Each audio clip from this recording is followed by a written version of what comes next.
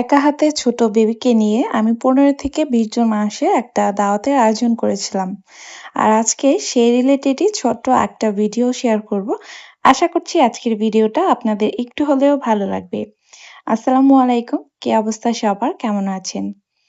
এই তো আলহামদুলিল্লাহ ভালোই আছি আমরা। আর আপনাদের ভাইয়ার আবদারে তার কিছু কলিগদেরকে দাওয়াত করেছিল। তো তাদের জন্যই আমি মেইনলি আয়োজনটা করেছিলাম। আর এই ভিডিওটা ছিল ঠিক দাওয়াতের আগের দিন রাতে। আগের দিন রাতে আমি গরু মাংসটাকে রান্না করে নিয়েছিলাম। যেহেতু গরু মাংস রান্না করতে বেশ অনেকটা সময় লাগে। আর সেই সাথে এখানে যেহেতু অনেকগুলো মাংস একসাথে রান্না করব, গ্যাসের চুলায় কিন্তু অনেক সময় অপচয় হয়।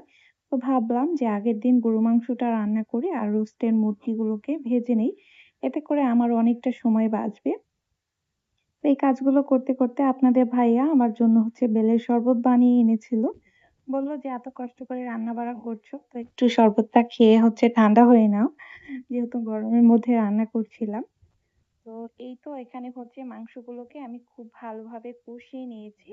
২ টা হাঁড়িতে দেওয়ার কারণে আমার রান্নাটা করতে অনেক বেশি ইজি হয়েছে। একটাতে দিলে দেখা যেত যে একটু ঝামেলা হয়ে যেত। আর যেহেতু গ্যাসের চুলা এত ওজনের আর রান্নাগুলো করলে একটু চাপ পড়ে যায়। চুলাটা যেহেতু আমার কাছে।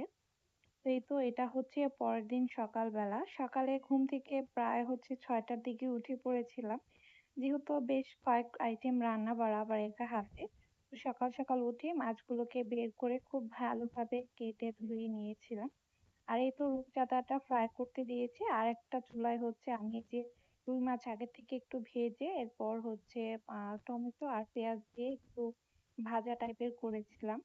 অনেক মজা হয়েছিল আলহামদুলিল্লাহ রান্নাগুলো। আর এই তো রূপচাঁদা মাছের এই আইটেমটা আমি আমার জীবনে ১ম বার করেছি। তবে খেয়ে সবাই বলেছে খুব মজা হয়েছিল।